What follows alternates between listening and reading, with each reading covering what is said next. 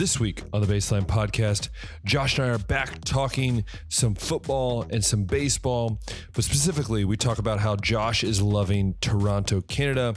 He talks about his journey there, why he decided to go, and his experience at the Rogers Center.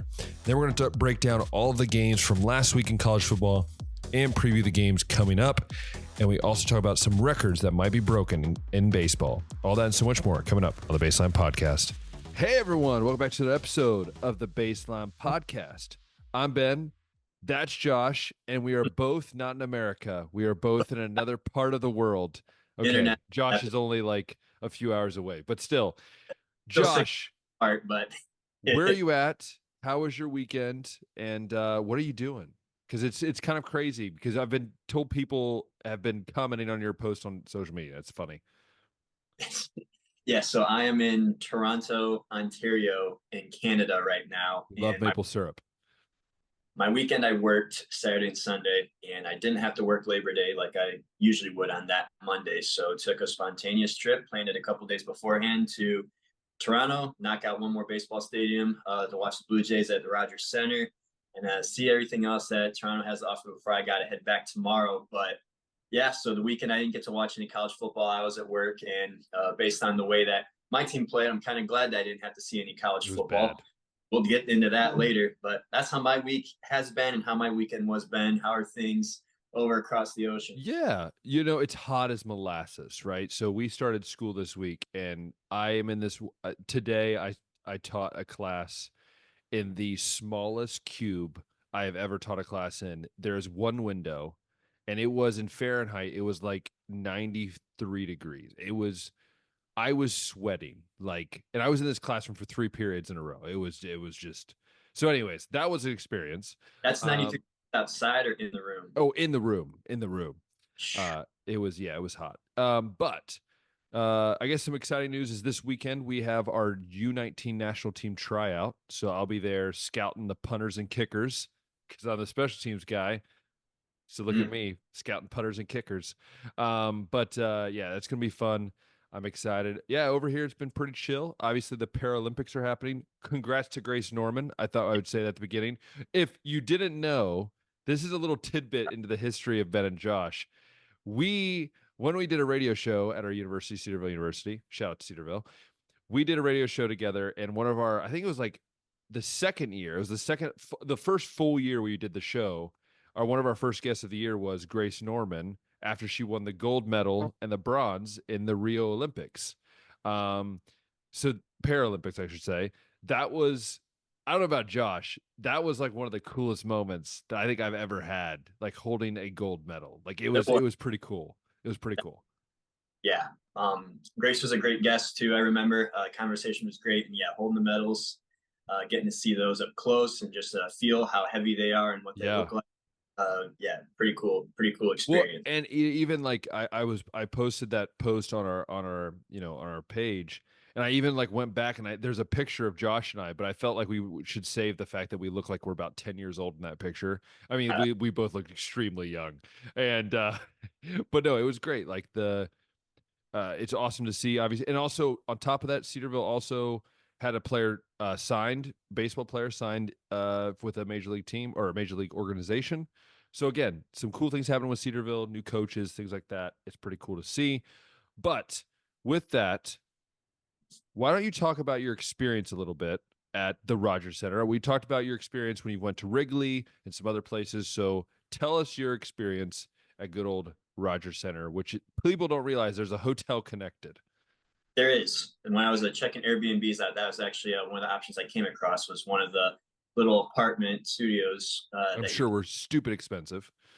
They were, which is why I didn't stay, even though it's nice not to walk and find parking and stuff. But Rogers Center itself is very cool. It was kind of like half dome opened up. I don't know if it actually closes all the way, if it stays half open, but since it is that way, you can actually see the big CN Tower skies over top. That's really cool. From where I was standing at or sitting on the third baseline, you could see that. So that view was very cool. The game itself, another incredible one, Ben.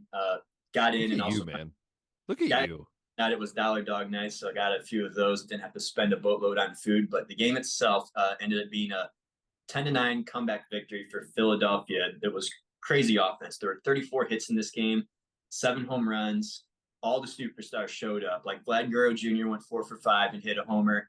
Trey Turner went 3 for 6 with a double. But the big highlight was Kyle Schwarber leading off, going 5 for 6, but also hitting 3 home runs. That's right, Ben, 3. And the last game that I went to, dude, actually, something's happening, man. Something's happening. It's weird. It's it was weird. on the visiting team, Juan Soto hitting 3 home runs, and this time it was Kyle Schwarber, superstar, on the visiting team, and he hadn't actually homered since August 14th, they said. So it had been going on like several weeks before he went yard, and just decides to go for 3 of them the night that I'm there of all times. So I'm kind of hoping that other teams will start to pick up on this, maybe pay me to just be present at like superstars. Or you just like get a foul ball, like a foul ball every game. Like I think that'd be cool to like go to every ballpark, get a foul ball at every ballpark. I know that's impossible, but it would be kind of cool. That would be another cool experience. That would be a cool one, yeah. Or I might, I have it penciled in to go see Cleveland next week and with their series against Tampa Bay, or maybe even one of the playoff games. And I'm hoping that Josh Naylor or Jay Ram can also hit 3 homers in that game. But if the trend continues, it's going to be someone from Tampa Bay. It'll probably be like Junior Caminero or somebody like that. I feel like your next ballpark that's on your list would be Philly then. That's probably the next closest one. The next closest one. So Rogers Center, Toronto itself is like 6 hours, but I believe Busch Stadium in St. Louis is about 7. Philly, Citizens Bank is like 7.5 to 8, somewhere in that range. So those would probably be the next ones. Yeah. I've been on the outskirts of the St. Louis ballpark. It's beautiful. It's an absolutely beautiful stadium. Typical, the arch in the back and stuff. Yeah, it's just awesome. But overall, Ben, I think I'd actually, out of the 9 stadiums I've been to now, would probably put Rogers Center at 4, only behind. Number 1 was Great American, AM Field, Milwaukee, and then Yankee Stadium, and then Great American, not Great American, NC, and then Rogers is probably up there. Dadgummit. I was hoping. At least we better not be 9. Great American better not be 9 on your list. It's not, because Wrigley goes 5, and then you could argue either Comerica or Great American for me at 6 and 7. I'd probably. I like Great American because I feel like it's the most family like oriented park I've been to. Great American, like it's so focused on like how can you enjoy the game as a family. At least in my experiences going to the games. Yeah. Has always been that way. Out of the 9 I'd probably put that at 6. You could probably flip flop that in Comerica, but I'll put him at 6. Comerica 7, rest 8, guaranteed rate 9. Yeah, guaranteed rate is not the greatest place. I think it's better than what some people say, but I'd have to. But it's still not the greatest. Yeah. Although some very solid ones, but that was a baseball experience. And I also got to throw out, I watched the week before the Lake County Captains Cleveland Single A organization, watched Travis Bazzana. He ripped a couple doubles in that one. My little brother Joel and our friend Gabe were all in attendance in that one. Had a blast watching that game. So a lot of baseball this month of August, which is great, because that is a great transition there for Josh for a little topic that we like to call record chasing. It's not really a topic. We just record chasing, milestone chasing, stuff like that. Yeah. It's actually why I haven't gotten to fully immerse myself in college football yet, or be as excited for a season as I typically would, because there's so much going on just with the playoff races, but also like some of these milestones that we're chasing. Right? Like Aaron Judge going for like beating his past record of 62 home runs for the American League is at 51, I believe, right now. He's leading the league in home runs, RBIs, third in batting average. He could finish like with the league triple crown too on top of that, which would be absolutely incredible. Is really hard. It's so hard. Yeah, very hard to do. In Cleveland, staying in Cleveland in the American League, Jose Ramirez is chasing a 40-40 season. He's at 34 home runs and 4 stolen bases. I know I've said this before. He is like the sneakiest guy to get for. Like he just looks so pudgy, and I don't mean that in like disrespect. So anyone don't call me out on it. Mm-hmm. I'm just saying he doesn't look like a guy that would steal 40 bases. No, you're absolutely right. Like he's like not big enough that you would think he's like a big power hitter, but he's also like not skinny. Small. He's not skinny at all. Like he's somewhere right there in the middle, but 34 right there, and he's got the month of September basically to get 6. He reminds me of like a Pudge Rodriguez. Like he's athletic, but he just doesn't look athletic. Maybe that kind of build, yeah. Like a Pudge Pudge or even like a Sandoval when he was younger, not fat Sandoval, but like more of a Sandoval when he was younger. A lot of his doubles are hustle doubles too. Like you'll see a lot of these big power hitters like be able to get these stand up doubles that probably could have been triples if they were fast enough, but Jose's legging out these doubles and like really capitalizing on extra base hits and hustling for all that We could he's. also talk about how your man Quan has went from being like one of the best hitters in the game to like the worst hitter I've seen in the last 2 months. It's been bad. Like I said, August was not good for Cleveland, but we just are. I think we Surviving, man. season at Kansas City and are back on top of the division with a couple games ahead of them. Thank goodness. But like I've also said, we still got some hard series coming up, but that's going to be something to keep an eye on. Also, on the topic of Cleveland and Jose, Ramirez and Naylor each got 100 Yeah, I saw doubles. that. Yeah. They're the only duo in the league right now that has that. Not Juan Soto or Aaron Judge. It's Jose Ramirez and Josh Naylor. Not Mookie Betts and Shohei Ohtani. It's Jose Ramirez and Josh Naylor. No, yeah. I mean, look, I've said this about the Reds, right? Like the Reds, look, and I believe it. And I'm not saying this like I try to look at the and you know this. I try to look at the Reds very non-biased. I try to look at them as a team. I feel like you And and me hate our teams more than like teams of other like yeah. rivals. So so for me, like I look at the Reds and I'm like, they are, if they don't have the injuries they had this year, and I think you can agree with me, you've watched the Reds, like if they don't have the injuries they've had this year, like pitching and hitting, this Reds team maybe is the case where the Indians are right now, the Guardians are right now. It's a team that has power because they have power. It's just the Reds have had like no guys healthy except Ellie. Ellie's been like the only dude that's played every game, and yet he hasn't been perfect. So Yeah. as a Reds fan, I just look and I'm like, like, can we just for one season just put the pieces together? Be like 2010, where they put the pieces Mm-hmm. together and they get it figured out. Yeah, that would be cool. I think Milwaukee is still a good enough team that they'd probably have the division, but Cincinnati would be making it close, definitely contending for a wild card spot though. For sure. And I mean, they're what, nine? I think they're 9 games under right now. And it's like, dude, if we can just finish 500 or close to 500, I'll take it. Like, I'll take a 500 season. I just think that Bell Mm-hmm. has to go. And I know not many people are saying that. How many more seasons can you go 500? I know he's had injuries, but like some of the moves he makes, I don't get. But it's just like, so how much longer he'll stay, we'll see. He's a Cincinnati guy, so we'll see what happens. But Mm-hmm. that's the Reds for you. Moving over to the National League, Shohei Ohtani still chasing that He's a 15. freak, dude. He's got He's just stupid. 46 He's homers, stupid. 2 steals, I think. Is that correct? He's Something like 40. It's 46 steals. And I believe 44 homers. I that. believe. 44. Okay. Yeah, just flip that around a little I bit, but just know that he is a freak and that there will never be another player like him for a very long time. really not. And like I've said, I think he's just since he's not having to pitch, just putting a lot more energy and not being too worried about his health, just going all in on like being just a full Can time you bat imagine? at Can you all. imagine what he would do if he just hit every year? He'd Should put have up. It'd just be a hit ridiculous. pitcher, yeah. I Oh, think later in his career, like once he gets up to his upper 30s, he might consider specializing just for longevity's sake. I don't know. We'll but we'll see. he's too passionate about the game of baseball to, I think, do that.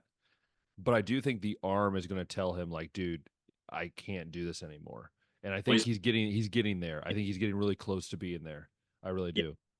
yeah, had one with early on in his career with the Angels, and then yeah, just coming off the surgery of a second one. But yeah, when he's on the mound too, he's throwing like 100 miles an hour. So I hope we can see more of that. But Shohei as a hitter, like we were talking preseason, is that good enough to make him a top 5 hitter or player? I think he's proved that. He's more than enough. He's more than enough. Yeah, that's more than enough. He's top 3, top 2. Him and Judge right now are like in their own category. And they're also massive humans. Like both of them are just Yeah, freaks. yeah. Like people talk about how big Judge is, but I don't think people realize how big He's of a time. 6'4", six Mm-hmm. five. Like he's a massive dude. He weighs Yeah, 240. Like he's not a small dude. yeah. He's got some pop. That's where the pop comes from in his bat. And like he looks so effortless. Like have you ever seen his swing? Like it's never like, it's not grunting. It's just like smooth, just like butter. It's wild. It truly is. Facts.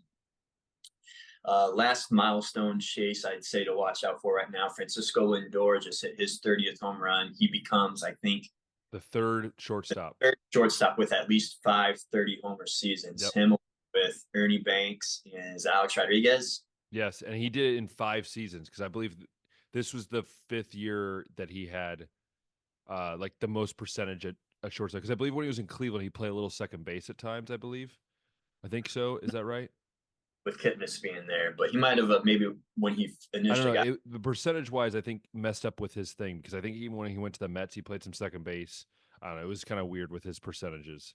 I'm not sure how that works, but it's like based on a percentage, the amount of games you play at shortstop, supposedly. I don't yeah. know. There's so many weird stats. Yeah. Anyway, though, yeah, the 30 homers, and I think he's got 26 steals, so he's still got almost a month to get 4 more stolen bases, and he'll probably get And to that. think what the Guardians could do if they still had him.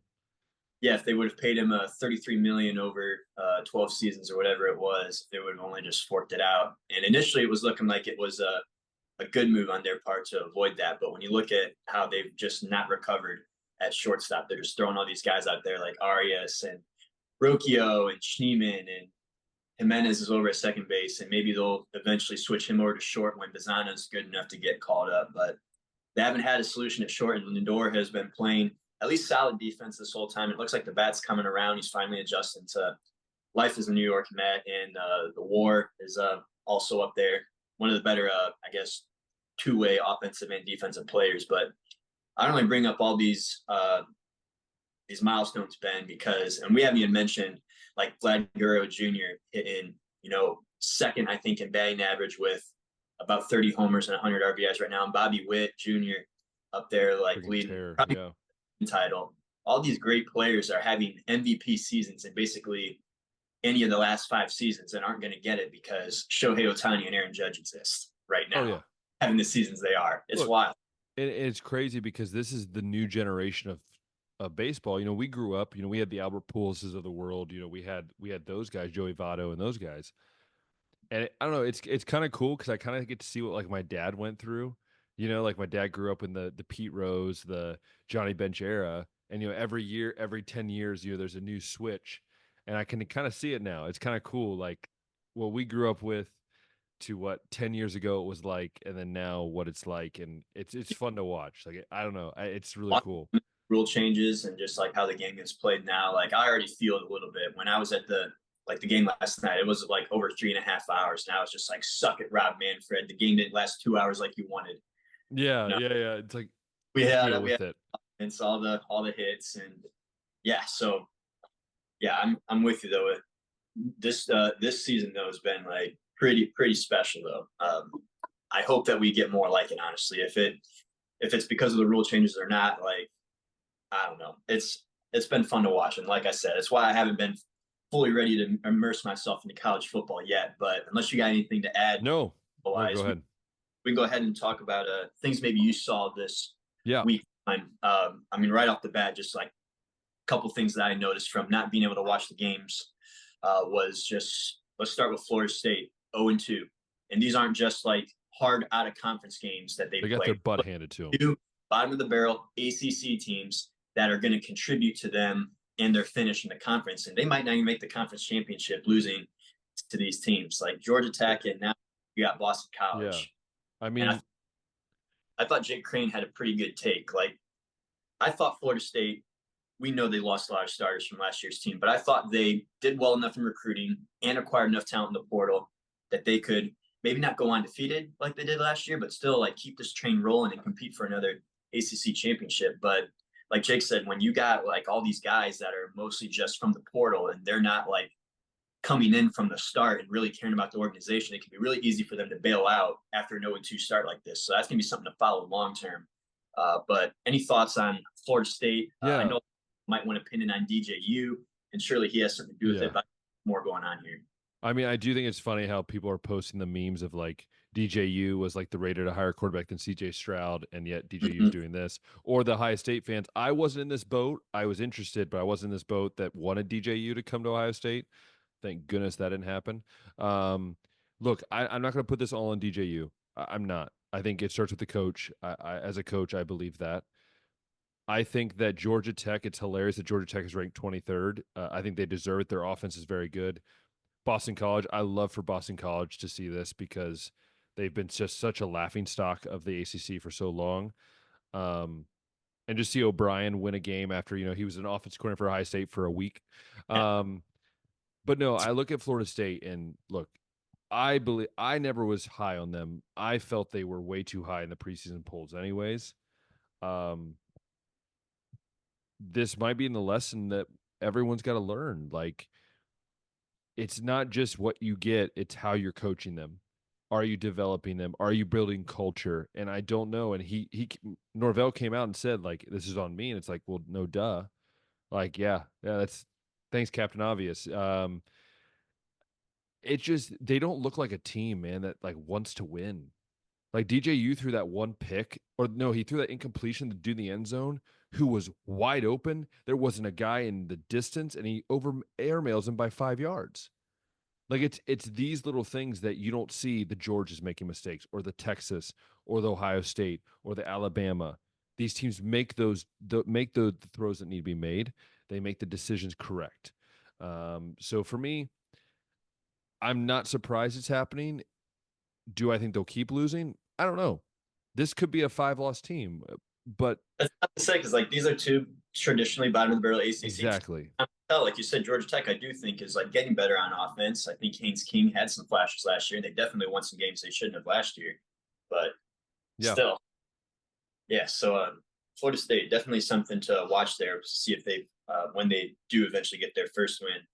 Another interesting game that I thought the LSU USC game. Yeah. Because that's not only the 5 straight seasons LSU has lost their season opener, but also this game's under hit. I think we were talking like 56 and a half over under, and it ends up just being 47 points, if I remember correctly, 27-20 final for USC. And this could be an overreaction. It's week 1. We only got one game to judge off of it. But does Lincoln Riley have a defense? No. USC? No. I can't believe it because even if you look at the yardage, it's not like the defense has played tremendous because both guys were passing the ball Miller kind Moss of all over the yard. each had over 300 yards. Kind of all over the yard. I'll say this. LSU blew that game so bad, like It, so bad. all these And one losses, and Brian Kelly, you could see how like angry he was in the post game. Like yeah, it the all little the smash the table. they just can't get ready week 1. Like for whatever reason, they're never But ready for that but first game. look, this is the thing, Josh. It why is like that's a philosophical question for them to answer. Stop complaining. Like Brian Kelly, you said I need to fix this. Dude, that should have been fixed 2 years ago. Like to me, it's like you have a USC team who you know is going to be bad defensively. And I still, watching that game, don't think USC has a good defense. I still think they're going to get beat up in the Big Ten when they face an Iowa, who, oh, by the way, has an offense now. And We'll talk about that. face Wisconsin, face the Minnesotas, the Ohio State. Like when they face these teams, like I'm not saying, it is what it is. But I do think the offense for USC was very solid. LSU's offense was actually not bad either. Overall, I think it's two teams that are going to finish middle of the way in each of their conferences, and that's just kind of the way it's going to be. Yeah.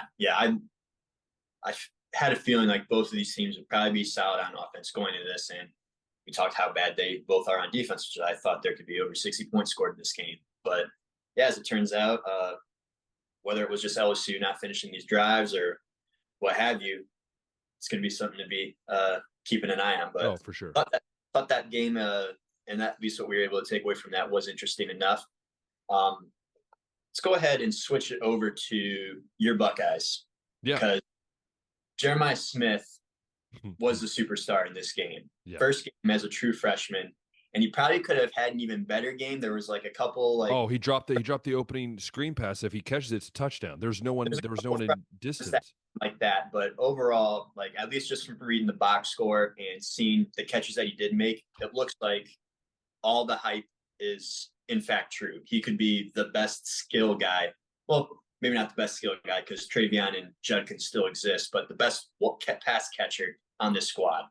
Yeah, I was very mad that he didn't win freshman offensive player of the week because freaking Raiola did, which I don't think he deserved. I think if you look at the stat numbers, what Jeremiah Smith was doing, that should maybe more biased. But Are going to give that to quarterbacks more often than yeah. not.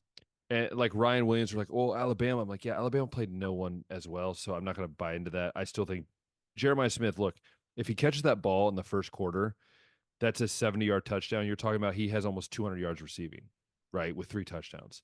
So, and if you actually look at the replay, his whole head is turned to the end zone. Like he is looking at that green grass, right? Mm-hmm. Look, Ohio State, I feel like Will Howard answered a lot of questions. He answered one that he's a true leader. If you listen to his post-game press conference, that is a guy who knows what he's doing. And it's something that, look, I won't get into Syracuse what their head coach said, but it really kind of ticked me off. He's like, oh, thanks, Ryan Day, for the roses. And it's like, dude, I would take Will Howard over Kyle McCord. Like, Kyle McCord had to go to Syracuse, a dome, to get away from, like, pressure. You know, like Will Howard loves it, and you could see it. He looked good. Other than the one pass where he threw it behind, he was again sacked, and so he threw it backwards. That was a weird play. But offensive line still needs to finish up some things, but it was a lot better than what I thought it was going to be. Defense played phenomenal. Jack Sawyer lit that quarterback up so many times that there was like this time where he just like the quarterback was done. He like looked at everybody, he's like, I'm done. I think he got hit like 10 or 12 times. By the way, we had 60 plus punt return yards. We had 70 yards total in 2023. So you know what? There's something happening. Ryan Day has finally changed something. So The special team. overall, yeah, like overall, man, I'm happy. You know, people are like, oh, Ohio State was losing to Akron. I'm like, dude, when Ohio State wanted to put their foot on the throat, they did. And so, you know, I know we'll talk about Georgia. Obviously, they're very good, but look, I still believe in Ohio State and what they're doing, and I think they're going to be a force to reckon with. And if they get this offense completely figured out, again, Judkins didn't look great, but Travion Henderson looked like the old. This is going to be a scary, scary team. Yeah, and speaking of scary teams, for the wrong reasons, let's talk about the Miami Hurricanes and the Florida Gators. Oh, you Not mean your Florida Gators? You know, the team you love, right? the team I love that I said had to win because with the way the schedule shakes up, it could very They well. might win one game, dude. And They might win one game. the media is saying they might be lucky to go 2-10, if not 1-11. The Samford game this weekend could be their only win of the season. They're saying Graham Mertz didn't even get to finish the game. Cam Ward looked absolutely phenomenal. I love how we usually perform at the Swamp, even against some of the higher competition like Utah. That comes in, and we've been able to beat them. But this was embarrassing, and just like I called, the loser of this team was going to have a lot of questions about their head coach from the media, a lot of panic, a lot of let's fire this guy. We're not going to get it done. The season's over, and that's how it feels. Like I said, with the second half of the schedule being stacked against Florida already, and they couldn't get this one done and looked ugly doing it. Not good, but also got to give flowers to Miami because it was a team that I thought could make the ACC championship game this year, compete for a playoff spot. And a big reason for that is Cam Ward. Still a lot to see, though. Still, I got to see it more. That's what I got to see. Of course, it's week one, but still, I think Cam Ward showed and the Hurricanes showed that they could be a threat in that conference, especially after seeing some of those teams that we thought would be good, like Virginia Tech and, in my case, at least Florida State. I'm so mad about Virginia Tech because I was so hyped about them. Yeah, I hate myself.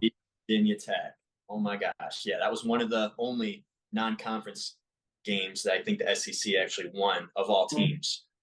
But I digress. Yeah, anything to add to the Miami Florida performance? No, I just think Florida sucks, and that's just like I'm just being blunt. Like they looked so bad, man. Like Miami was good, but I don't think Miami was that good.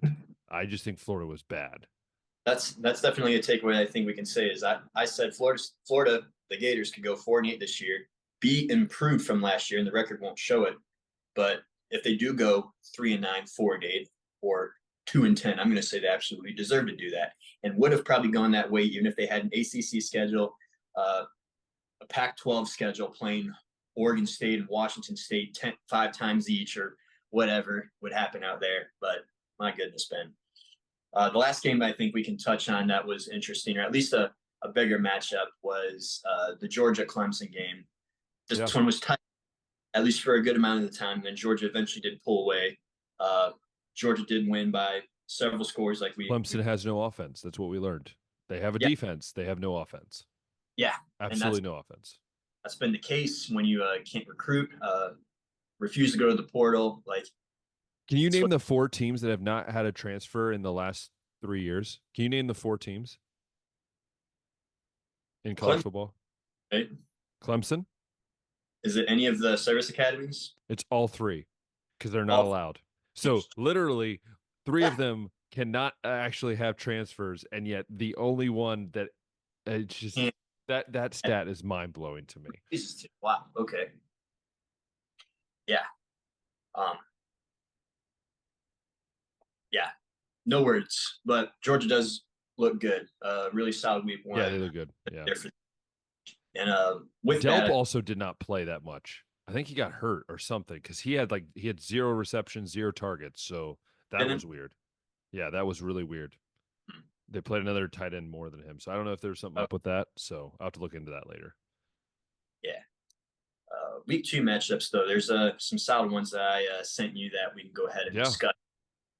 The first one being the big noon game with Texas at Michigan, and I think it's only going to look big for now because it's 4 versus 9. But I think the end of the year rankings are going to look a lot different. Michigan's offense is bad. Well, Bad. and I guess the devil's advocate argument is Michigan's offense hasn't looked good against Bowling Green or any of these other like out of conference. Jonathan Edwards went 13 for 27. Yeah, that was 13 weird. for 27. That was weird too. Oh. As full-time starting running back this year. And Orgy was not, in fact, the starter like everybody thought he would. He did get out there for like some running plays, but didn't throw a lot of passes. They're just, I'm not saying this as a Ohio State fan. I'm just saying this as a football coach. Like their offenses, them and Clemson might have two very similar offenses by the end of the year. Yeah. We're gonna learn a lot seeing Michigan's offense against Texas. But like I said, it hasn't looked that great when they've played these like bottom level teams, even when they were national champions. But that's just kind of more so their style. But this year, like you said, Diamond Edwards only getting 27 yards. That doesn't really indicate that it was a style thing. But like they're just grounding and pounding. They just weren't like moving the ball even on the ground that much. So yeah, I think that Texas, and I mean this is I guess what I think of Michigan's defense too. I think Texas is going to come in and win this game, obviously, but for sure. I think it might be by about 14 points, maybe like a 30-16 final or something like that. Yeah, I'm with you. I'm going to go Texas wins this game. Texas is just more solid. They're more consistent throughout.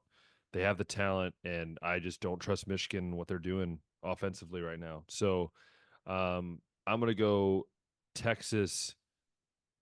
16 is generous. I'm going to go Texas 24, Michigan 10. I'm going to, I don't see Michigan scoring more than 10 points. The other pair of top 25 teams that I think are matching up this week that essentially was Tennessee and NC State. And we just saw NC State's, I don't think they're a 25 team. That was just a blessing of the draw there. I wouldn't put them there, but Tennessee just exploded for, was it 76 points against he and Imavela to you, sir. Yeah. He threw for 300 in the first half. Yeah. Granted, it was Chattanooga.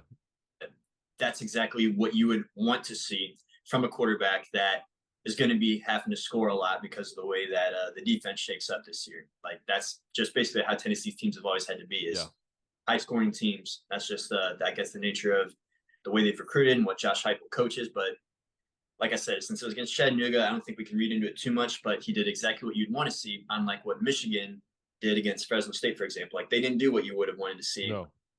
Tennessee do exactly what we wanted. So now I got to play NC State, who is better on the defensive side, I think.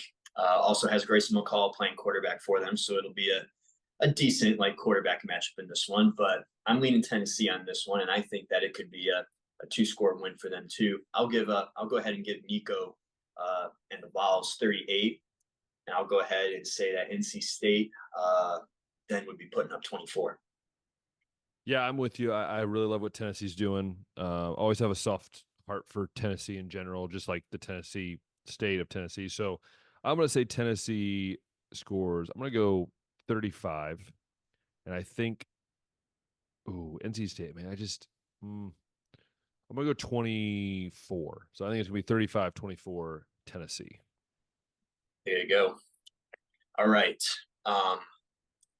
Next one on the agenda. We touched on Iowa already, and they put up 40, Ben. They put up 40 in a game. I don't care if it was against FBS or whatever competition it was. If they do this, I'm telling you, Big Ten, watch out, because their defense is still the same. This could be scary if Iowa actually has an offense.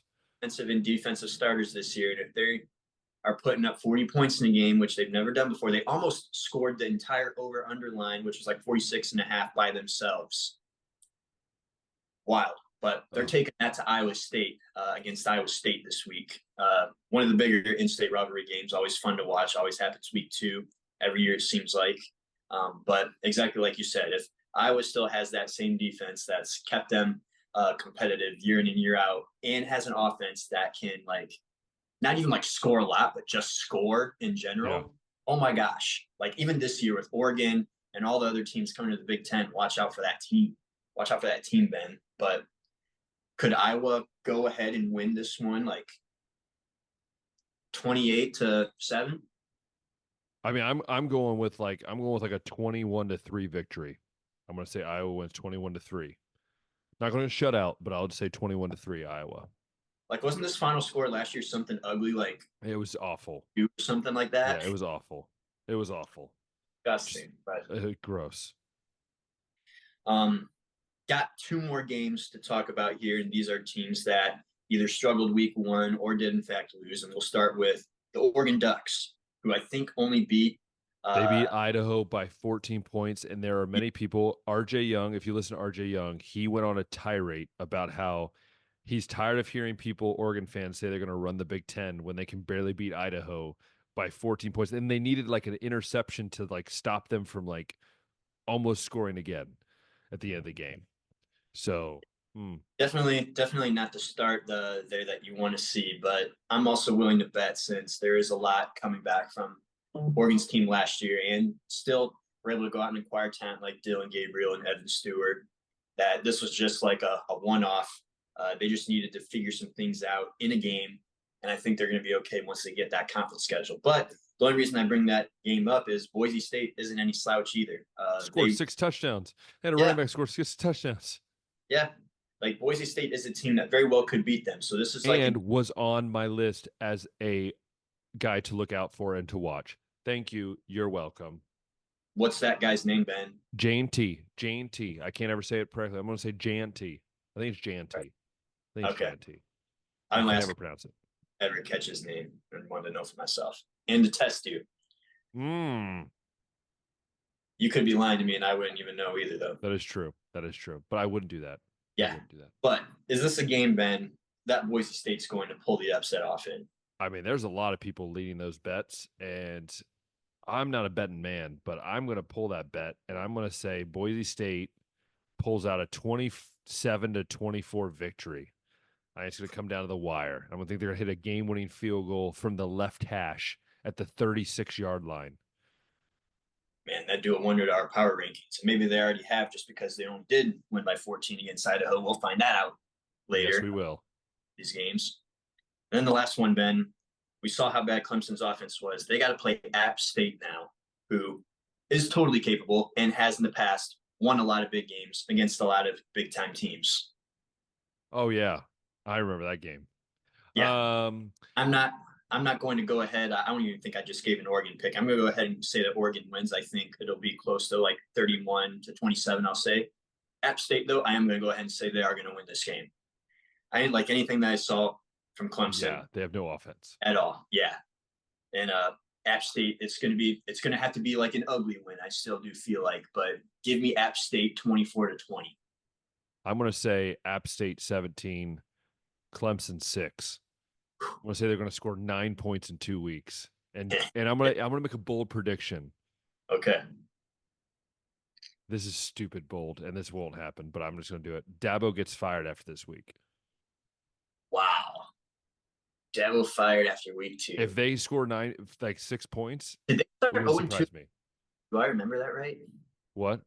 Did they start 0-2 last year as well? Yes, Hmm. I say he's fired. That's my bold statement. It He would is be like fired. you're like falling off of Clemson, I think, to have like going from winning 2 natties in 3 years to now like refusing to, I guess, move with the times, start 2 seasons 0-2 in a row like that. Like it's a clear like this guy doesn't have it anymore. But it also is at the same time very hard to fire a coach that won you 2 national championships when previously you were like basically a nobody in It college football. didn't take long for Ohio State to do that with freaking Jim Tressel. So been Well, there, done that. scandal was involved. Do they Scandal, does Clemson have to like find a scandal or create one to have to probably. fire Dabo? He didn't use printer paper correctly. Something like that, or like something with like a recruiting violation or something that went on with one of the coaches. I don't know, but we'll see. But yeah, and all that to say, like there's still just like I think Nebraska and Colorado goes on Yep. this week. We actually didn't even touch on like Notre Dame and how they handled Texas A&M. That was a game I thought would be a Texas A&M win, but maybe Notre Dame is here and maybe Texas A&M just is again overhyped that they typically have been. But hey, we're an all sports show here, Ben. We can't talk about True. every game, and still got like I said too much going on in baseball and all these other sports to really be able to focus in on all college football content. But before we wrap up and move on to NFL discussion, we got to talk power rankings and maybe go ahead and talk a little bit of Heisman stuff too. But last week's power rankings, we were pretty similar. We were different on where we put Georgia and Oregon, and then you also had Alabama at 5. I had Ole Miss at 5. Anything changing from your squads this Yes. week? Um, I was I was tempted to put Georgia over Ohio State, and maybe you will. I just still feel like it's a coin toss, and I'm going to go with the talent that I see, and the potential. So right now, I'm going to keep Ohio State at 1, Georgia at 2. I'm putting Texas at 3. I'm putting Alabama at 4, and then I'm going to put Oregon at 5, but like with a life preserver and like holding on with an anchor. Um, they're very close to slipping out of my top 5. Yeah, I mean, I don't usually like to go ahead and rock the boat so much just from week to week, but I am going to do it a little bit. I am going to go ahead and leave Ohio State at 1 and Georgia 2. Like you said, it's probably coin flip between both of those. Ohio State did exactly what you would want to see them do against Akron, and I think likewise Georgia did exactly what you'd Yeah. want to see Clemson. So I'm just leaving those. But Oregon, I had at 3, and I'm going No, to go you had ahead and Oregon at 2, by the way. that's right. I did have Oregon at 2. So yeah, Yeah. they're going to fall a decent amount for me then. So yeah, Georgia's at 2 now. Texas is going to move up from I think it was 4 to 3, Yep. Yep. and I'm going to go ahead and put Oregon at 4 then. So 2 spot drop, and then keep Ole Miss at 5. They did exactly what I would have wanted to see them do too. Granted, it was a nobody, but I think Ole Miss is still one of those big time teams in the country, and they're going to eventually get time to or their time to show it once they get to the SEC schedule. But yeah, that's going to be my top 5. Yeah, I agree with it. It's pretty self-explanatory. But now for the Heisman, Yeah, I'll briefly go over it because we didn't have the segment. But so I yeah. had last week Dylan Gabriel 1, Carson Beck 2, Quinn Ewers 3, Travis Hunter 4, and Will Howard 5. You had Carson Beck 1, Quinn Ewers 2, Dylan Gabriel 3, Travis Hunter 4, and Caleb Downs 5. What do you think about the Um, kid? no, I liked it. I mean, like I said in the post, like I could have went with multiple people at that 5 spot. My thinking on that was I don't know who to put there for Ohio State. Like they're most certainly, if they're the best team in the country and finishing as the Big Ten champ, going to have a Heisman finalist. Yeah, I don't believe in Will Howard as much as you do. I'm not going to put Jeremiah Smith there because he's a freshman, and I think that'd just be absolutely insane to guess that. And I think Travion and Judkins are going to take away from each other. yeah, Like, what's that leave me with? And I really do think that Caleb Downs is one of the better defensive players in college football. I thought he was last year as a freshman. Um, but it is very hard to make it as a defensive player. We're starting to see a little bit more like non-quarterbacks, like defensive guys like Aiden Hutchinson get invites and stuff like that. Chase Young got an invite. Maybe Caleb Downs can get one, but for that time, I was just like, Ohio State's got to have one. And Caleb Downs seems to have like the easiest path, at yeah. least for me.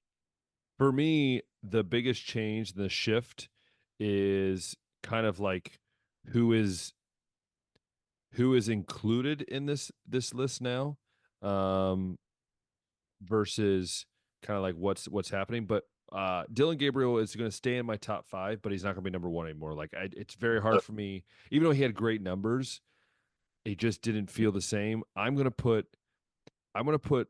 Carson Beck at one. I'm going to put Quinn Ewers at two. At three, I'm going to put Cam Ward. At four, I'm going to put Travis Hunter. I'm going to keep him at four, and then I want to put Dylan Gabriel at five. I'm dropping Will Howard down to six. So, not that I don't believe in Ohio State. I just think if we're looking at flashy numbers, what Cam Ward did was really great. Um, Will Howard is right there because he had a great game, and it sucks for me to have to do this, but I'd love to see what all these other guys are doing. And I don't want to drop Dylan Gabriel from one to six. I feel that's a little harsh, but that's what I'm going to go with. Do us a favor too and put these out before the games happen.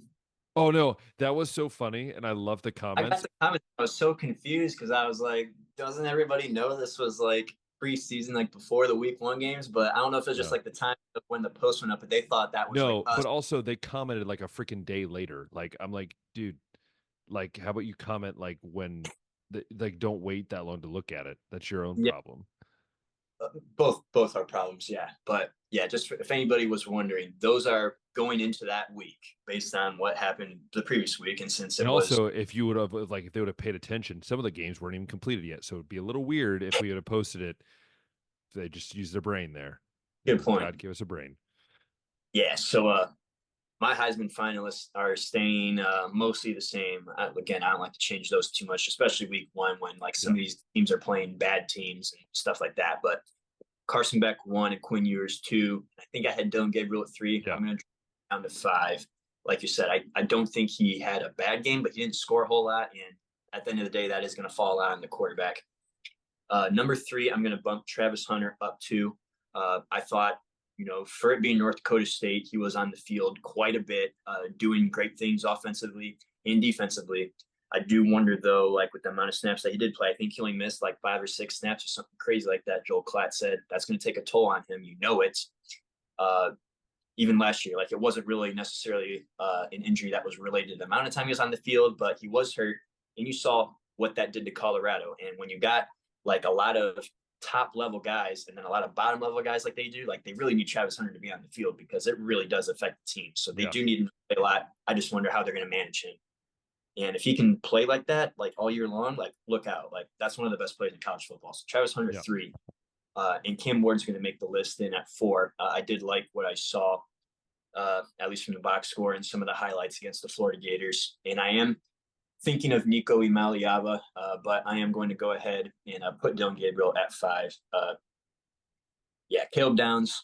Still, I'm trying to think of who that guy could be for Ohio State. I'm sure one will eventually emerge, and maybe it will be Will Howard. Nico, I'm sure, is eventually going to make this list too. But again, I'm not going to throw a guy in the top five just because he put up 76 against Chattanooga. Like Hendon Hooker did that. I'm pretty sure Joe Milton was doing stuff like that.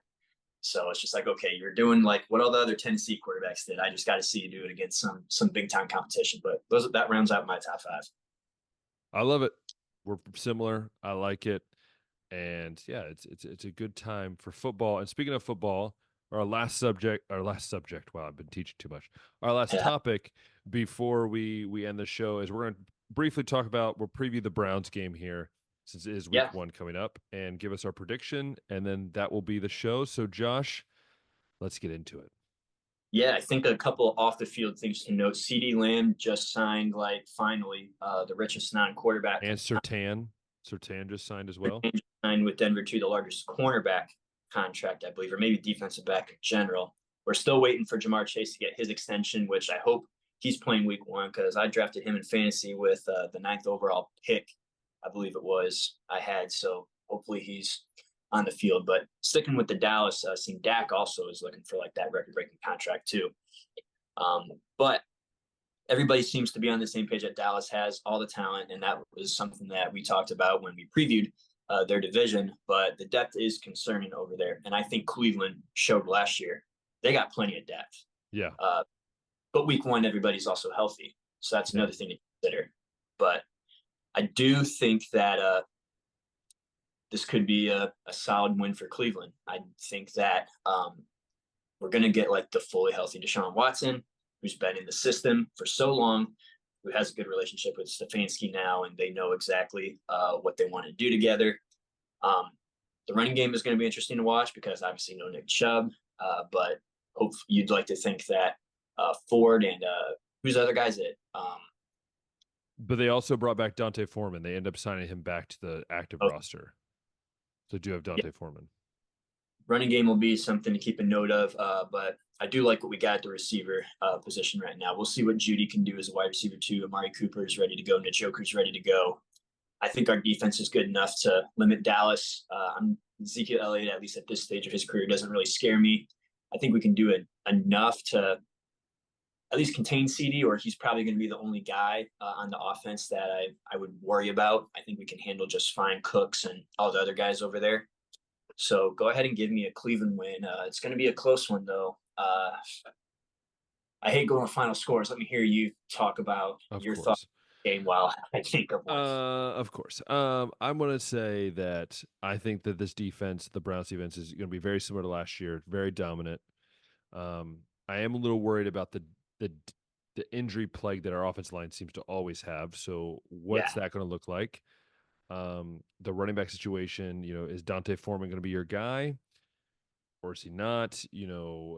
What are you going to do with that? So those two are going to be interesting. I think that the Browns, if they get the offense together, will be very good this year.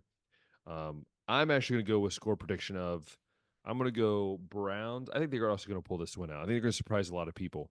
I think a lot of people are not believing them in this. I'm going to go Browns 24, Cowboys 17.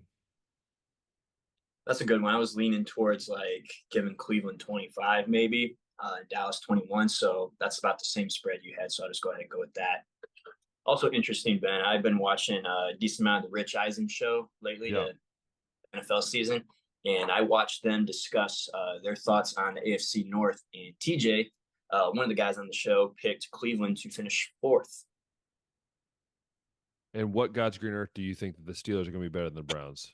That's God's green earth. They didn't really push back on that too much, but a lot of them did have Cleveland finishing 3, and they like Cincinnati and Baltimore to go 1-2 at least in some order. That's fine. Hey, it just makes it that much better when it happens. Just makes it that much better. That is just one show. I don't know if the rest of the NFL media is thinking a 3rd place finish for Cleveland, but what a lot of people like is that Joe Burrow's back in Cincinnati. And we know what Cincinnati can do with him on the field. And they don't really think that Baltimore's going to have the fall off that we do, given everybody that they lost on the defense and offensive line skill positions. They still are just seeing a team that made it to the AFC Championship game last year and still has a 2-time MVP at quarterback. And that's apparently all you need to win in the NFL. I guess that's all you need anymore. It's going to be an interesting one. Again, we have football until the end of February. Pretty much middle of February. It's freaking awesome. I love it. Football's back.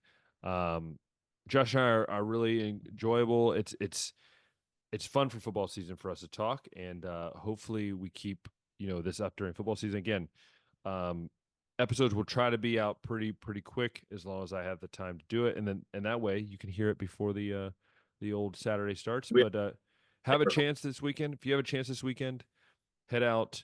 Watch some football, maybe head up with some friends or something like that. It's going to be a great weekend of football and of baseball as well. Basketball will be starting up soon.